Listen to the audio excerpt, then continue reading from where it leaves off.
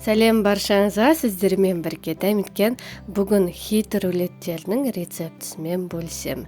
Рулеттердің жасалу техникасын айта кететін боламын, және де артель әсел пешінде пісіруге болады. Рулеттерді кесіп жатқанда шашыраңқы, яғни шашылып кетпеу үшін не істеу керек екенін айтатын боламын. Сондықтан да видеоның соңына дейін қараңыздар. Келесі видеода түрлі түсті хорс рецептісімен бөлісемін. Видео рецепті жіберіп алмаш үшін мен YouTube каналыма лайк басып, тіркеліп қойыңыздар. Ингредиенттердің құрамын описание бөлімінде қалдырып кетемін. Ең алдымен мясной рулет дайындайтын боламыз. Тартылған етке дәміне қарай тұз, паприка, қара бұрыш, сарымсақ, ірі үкіштен өткізілген пияз, бір жұмыртқа, укроп, петрушканы қосамыз. Осының бәрін жақсылап араластырамыз. Біздің қолданатын фаршымыз, яғни тартылған етіміз таза, еш қоспасыз болған дұрыс болады. Дайын фаршты таразының көмегімен екіге бөлдім. Өйткені мен әсел пешінде пісіретін боламын. Егер де сізде противень диаметрі 30-40 болса, үлкен духовка болса, онда сіз екіге бөлу қажеті жоқ. Бір противеньге жайып шығасыз. Міндетті түрде фаршты жақсылап ұрып аламыз. Сонда біздің рулетіміз кескен уақыт шашыраңқы болмайды. Егер де сізде фарш маймен болса, ұрғылаған уақытында ыдыстың түбінде қалады. Жақсылап ұрылған фарш формасын ұстап тұрады. Әрі қарай фольгаға фаршты қолмен біркелкі етіп жайып шығамыз. Міндетті түрде қолданатын фольгамыз качественный, яғни сапалы болуы керек. Өйткені рулет піскен уақытында фольгаға жабысып қалуы мүмкін, немесе күйіп кетуі мүмкін. Паклан немесе фрикенбокс фольгасын қолдануға кеңес беремін. Аталған фирманың фольгасы болмаса, шамалы күнбағыс маймен майлауға болады. Фольгаға орналастырып болған соң үстіне 2 штук нори саламыз. Видеодағыдай ақырындап орап, қолмен созып, нығыздап орап, шеттерін кәмпит тәрізді қыламыз. Енді әрі қарай рулетті 2 немесе 3 фольгаға орау керек болады. Артель немесе әсел пешінде пісіретін болсаңыз, 2-ге бөліп пісіресіздер. Противеннің диаметрі мендегі 39-36 см. Егер де сізде противенің диаметрі 30-40 см болса, онда 2-ге бөліп пісіруі қажеті жоқ. Екінші рулетті бірінші видеодағыдай жасайтын боламыз. Алдын ала 180-200 градуста қызып тұрған пешке 55-60 минуттай пісіреміз. Пештің градусын өздеріңіздің пешіңізге лайықтап қоясыздар. Рулет піскен соң 20-30 минуттай суытып аламыз. Суған соң фольгасын шешеміз. Міндетті түрде жаңадан фольгаға нығыздап кәмпит тәрізді қылып ораймыз. Тоңазытқышқа 1 түнге қоямыз. Екінші куриный рулет дайындаймыз. 780 грамм тауықтың төс етін мясорубкадан өткіземіз. Замороженный етті қолданбауға кеңес беремін.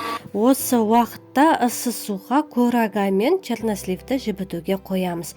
Тартылған етке 1 жұмыртқа, паприка, қара бұрыш, тұз, приправа для курицы қосамыз. Осының барлығын жақсылап араластырамыз. Дайын фаршты таразының көмегімен 2-ге бөлдім. Өйткені мен әсел пешінде пісіретін боламын. Егер де сізде противень диаметрі 30-40 болса, үлкен духовка болса, онда сіз 2-ге бөлу қажеті жоқ. Бір противеньге жайып шығасыз. Міндетті түрде жақсылап ұрғылаймыз. Сонда етіміз бірігеді. Фольганы күнбағыс маймен майлаймыз. Тауық еті қолға жабысуы мүмкін, сондықтан қолыңызды күнбағыс маймен майлап алыңыз. Фольгаға етті біркелкі етіп жаямыз. Жаңа жібітуге қойған өрікпен черносливті тураймыз. Үстіне нори мен туралған өрікті черносливті қоямыз. Бастапқы бөлігін жабыстырып, видеодағыдай нығыздап кәмпит тәрізді қыламыз. Фольганы 3 қабат қылып орау керек, себебі 2 қабат фольгамен орасаңыз, піскен уақытында рулеттің сырты қараюы мүмкін. Артель әсел пешінде пісіретін болсаңыздар, онда 2-ге бөліп, содан 2 рулет болып шығады. Менің противнің диаметрі 39-36 сантиметр, ал егерде сізде противнің диаметрі 30-40 сантиметр болса, онда осы ингредиенттердің бәрін бір противнге жайып шығасыңдар, сонда тек қана бір рулет болып шығады, бір үлкен рулет. Екінші рулетті бірінші видеодағыдай жасайтын боламыз. Алдын ала пешті қыздырып қоямыз. 180 градуста қызып тұрған пешке 45 минутқа пісіруге қоямыз. Пештің градусын өздеріңіздің пешіңізге лайықтап қоясыздар. Рулет піскен соң 20-30 минутқа суытып аламыз. Суыған соң фольгасын шешеміз. Жаңа және таза фольганы алып, нығыздап, кәмпит тәрізді қылып ораймыз. Тоңазытқышқа бір түнге қоямыз. Рулеттерді бірден ысы күйінде немесе жарты сағаттан кейін кесіп тұрауға болмайды, өйткені ол шашылып қалуы мүмкін. Біз тек келесі күні турайтын боламыз. Шпинатный рулет дайындаймыз. 142 грамм шпинатты ысы суға 5 минутқа қоямыз. Осы аралықта 5 жұмыртқаны ақ уыз бен сары уыздан ажыратып аламыз. Ақ уыз салатын ыдысымыз миксердің венчиктері және қолымыз құрғақ болуы керек. Бір тамшы су түспеу керек, өйткені біз ақ уызды шайқаған уақытта ол бізде шайқалынбау мүмкін. Шпинатты ысы судан алып, мұздай суға салып аламыз.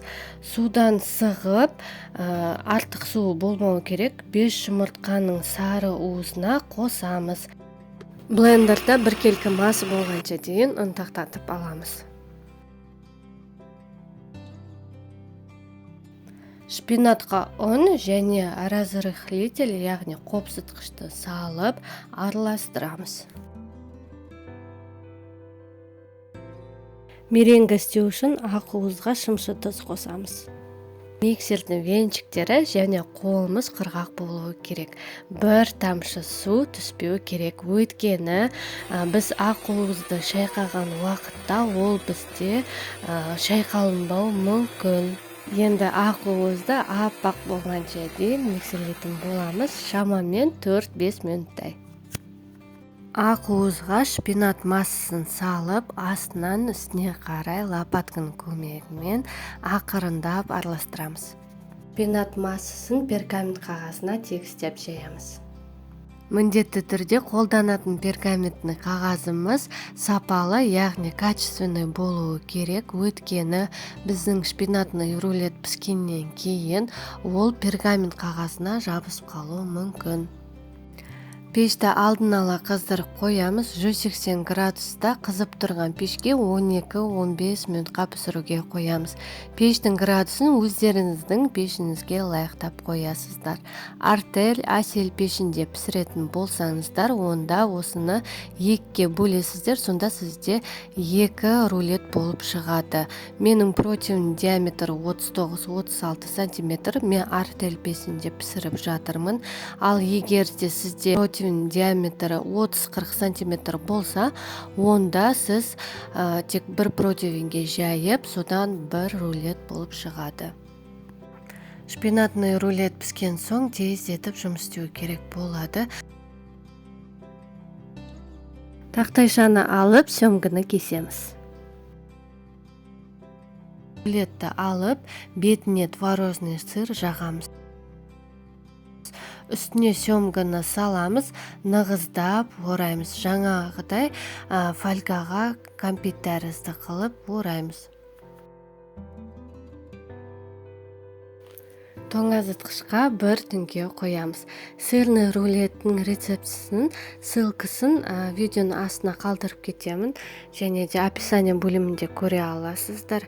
Менде рулеттер бір түн тоңазытқышта тұрды. Видеодағыдай көріп тұрғандай, рулеттер кескен уақытында өзінің формасын ұстап тұр. Осылай жұқалатып кесеміз. Осымен біздің рулеттеріміз дайын. Ас болсын. Видео рецепт ұнаған болса, пайдалы болса, міндетті түрде видеоның астында комментарий бөлімінде пікірлеріңізді қалдырып кетіңіздер. Және де мен YouTube каналыма лайк басып тіркеліп қойыңыздар. Сіздермен бірге болғанда мекен.